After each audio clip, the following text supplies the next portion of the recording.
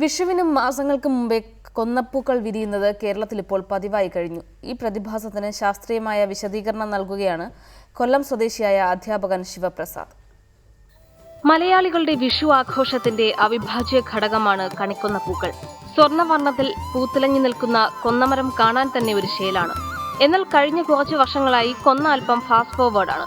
വിഷുവിനും മാസങ്ങൾക്ക് മുമ്പ് തന്നെ കൊന്നമരങ്ങൾ പൂത്തുലയും.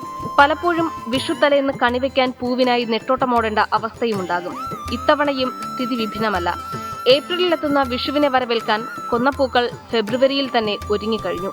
കാലാവസ്ഥാ വ്യതിയാനവും ആഗോളതാപനവുമൊക്കെ കാരണമായി പറയുമെങ്കിലും ഇതിനു പിന്നിലെ ശരിയായ കാരണം പലർക്കും അറിയില്ല.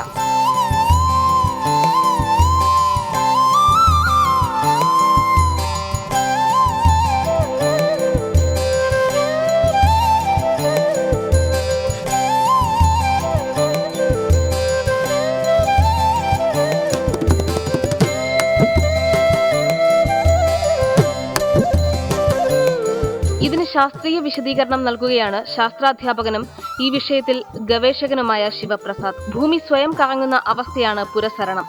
ഇതിൽ 1 ഡിഗ്രി ചലിക്കാൻ 72 വർഷമാണ് വേണ്ടിവരുന്നത്. ഭൂമിക്ക് നമ്മൾ റൊട്ടേഷൻ റെവല്യൂഷൻ നമ്മൾ കേൾക്കും. സ്വയം കറങ്ങുകയും അതുപോലെ തന്നെ ഭൂമി സൂര്യനെ വലം വെക്കുകയും. ഇതിനോടൊപ്പം തന്നെ മറ്റൊരു കറക്കം കൂടി ഭൂമിക്കുണ്ട്.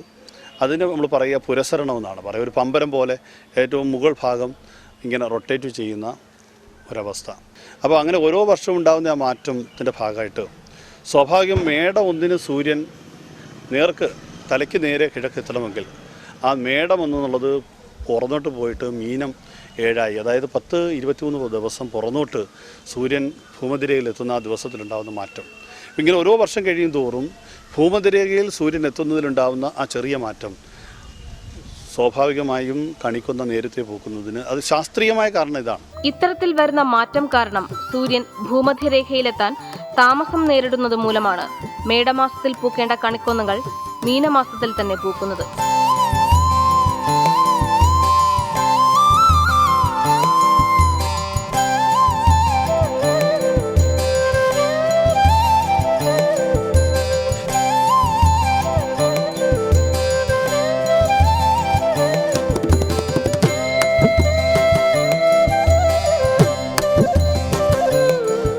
ഗോപുവിനൊപ്പം റിപ്പോർട്ടർ, കൊല്ലം.